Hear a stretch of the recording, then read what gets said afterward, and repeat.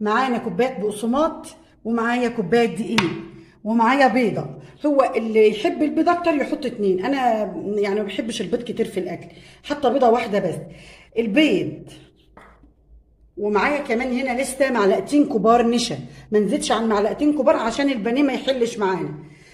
البيض والنشا والدقيق والبقسماط واللبن، ده مش لسه، دي في خطوة تانية.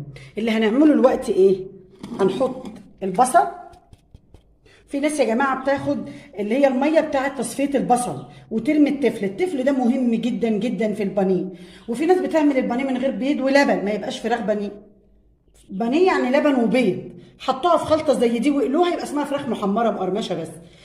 معانا بصلتين كبار هنعملهم في الكبة وننعمهم. هنحط عليهم بشر حبيتين طماطم، وهنحط عليهم ملح